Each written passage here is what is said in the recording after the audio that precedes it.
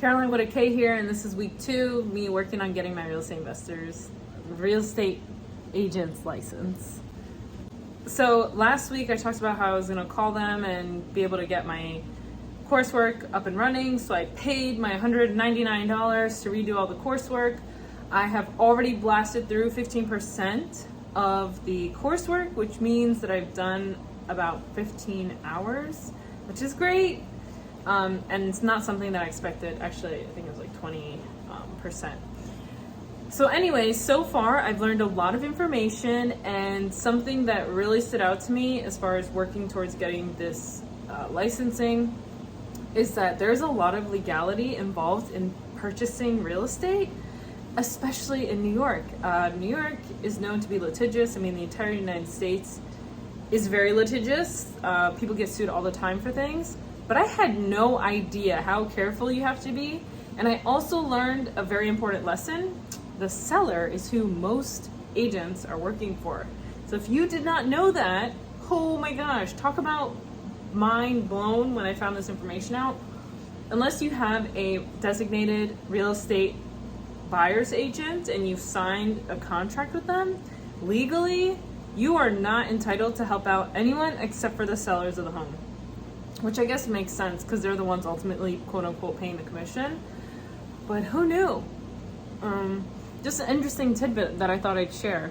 Besides learning about the legality and all the pitfalls that might happen if you say the wrong thing or if you do the wrong thing, aka you will basically get sued. Today I actually spent the day substitute teaching, and I realized that I'm the type of person that I would love to be a 1-hour teacher. And you're probably thinking, like, what does she even mean by that? So to be in the classroom, manage the class for an entire day, so 6 hours and some change, is a lot. And for the last 3 weeks or 4 weeks, I have not been in the classroom. So I have forgotten, I still have the foundations, right? Classroom management, being able to handle the students, all that good stuff. But I want to have fun with my class. I don't want to sit there and spend 3 hours going over all of this, the textbooks and stuff that isn't really relevant, which is kind of unfortunate because I get the system. I just wish that there were funner ways for me to engage a classroom besides having to go through a textbook. And so all of this to say, my motive is to get my license and have to deal with one person versus a classroom of 15 to 32 is going to be well worth it. Like, just based on how quickly I've moved through this coursework, the motivation is there, and I can see myself finishing this like ASAP because I want to just take this test and start getting into the business to see what it's like as an agent, right? Because essentially you are self-employed and you're working for yourself.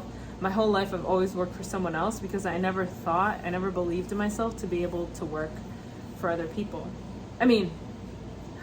I only believe myself to be able to work for other people. I never believed in myself to work for myself. And so that's where the real test is going to come now, because I'm going to essentially be moving to do that full time.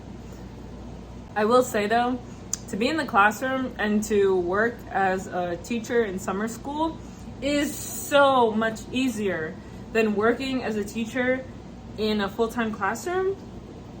And I'm not sure if people understand the dynamics of like all the things that you have to do as a teacher, but as a part-time teacher, oh my goodness, or even an after-school teacher, all I was thinking in my mind is, even if I went and did real estate full-time, I could totally see myself being an after-school teacher for a few hours in the day because I don't like teaching in the morning. I would much rather work on my business and then in the afternoon hours, like have interactions with students, because then I have time to do the things that I want to do for myself.